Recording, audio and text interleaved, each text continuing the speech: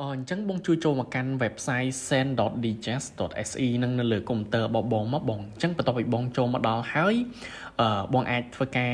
ចូលទៅកាន់ម៉ាស៊ីនអានសភៅ Kobo របស់បងវិញណាបងដល់ពេលបងចូលទៅដល់ដំបូងគឺបងត្រូវ connect Wi-Fi សិនបងបន្ទាប់ពីបង connect Wi-Fi ហើយបងជួយចុច more នេះបងហ្នឹងហើយអញ្ចឹងនៅកន្លែងចុច more ហ្នឹងហើយបងចុចយក beta feature អញ្ចឹងដល់ពេលបងចូលកន្លែងហ្នឹងមកគឺបងនឹងឃើញ web browser ហើយបងអញ្ចឹងនៅកន្លែង web browser ហ្នឹងបងជួយចុច start មកបងហើយចំពោះកន្លែង URL ខាងលើហ្នឹង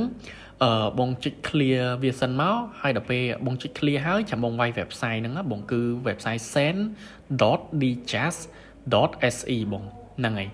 អញ្ចឹងដល់ពេលបងវាយហើយបងចុច go ទៅគឺវានឹងនាំបងទៅកាន់ website send សភៅហ្នឹងហើយបងហើយនៅក្នុង website ហ្នឹងគឺបងនឹងឃើញលេខកូដ4ខ្ទង់ហើយបងគឺអក្សរ E8SH ហ្នឹងហើយអញ្ចឹងដល់ពេលបងបានលេខកូដ4ខ្ទង់ហ្នឹងហើយបងមកកាន់កុំព្យូទ័ររបស់បងវិញហ្នឹងបងជួយវាយជាមួយនឹងលេខកូដហ្នឹងសិនមកអញ្ចឹងណាបងអញ្ចឹងបន្ទាប់ពីបងវាយលេខកូដហ្នឹងហើយបងអាចធ្វើការ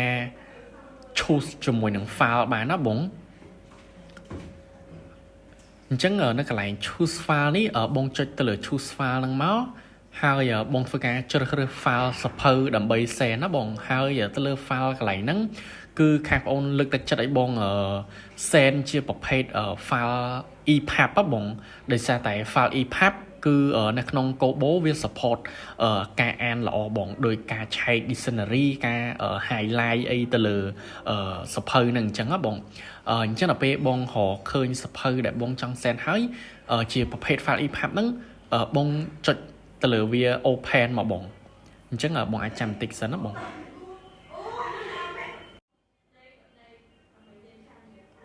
ហ្នឹងហើយបងអញ្ចឹងដល់ពេលបង select ហើយគឺបងនឹងឃើញ file វា load មកនៅផ្ទាំងអេក្រង់របស់ computer បងហ្នឹងណាបងអញ្ចឹងដល់ពេលវា load នឹងមកហើយបងអាចធ្វើការចុច upload and send បានបងហើយចំពោះកន្លែងCabify ហើយជាមួយនឹង Kindle Chain ហ្នឹងអត់មានបញ្ហាអីទេបងអាចគ្រីសទាំងពីរបងបន្ទាប់ពីបងគ្រីសហ្នឹងហើយបងចុចកន្លែង upload and send ហ្នឹងណាបងអញ្ចឹងដល់ពេលដែលបងចុច upload and send ហ្នឹងទៅវានឹងធ្វើការ process ឲ្យបងហើយបងចាំឲ្យវា load ពី0ដល់ 100% សិនណាបងនេះបងវាកំពុងតែ load អញ្ចឹងណាបង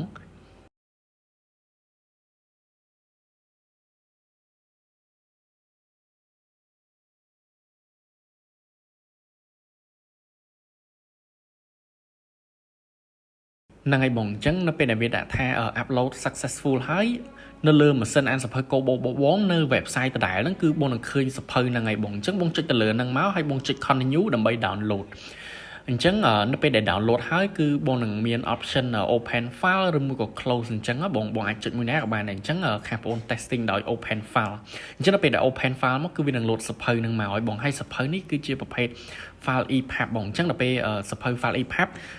ទៅលើបងចុចទៅលើពាក្យមកវានឹង load ជា dictionary បងហើយវាមាន highlight វាមាន add note search អញ្ចឹងបងហើយខាងក្រោមគឺ dictionary ហើយពេលដែលយើង testing ទៅលើពាក្យផ្សេងអីគឺវាចេញដូចគ្នាបងហ្នឹងហើយអរគុណច្រើនបង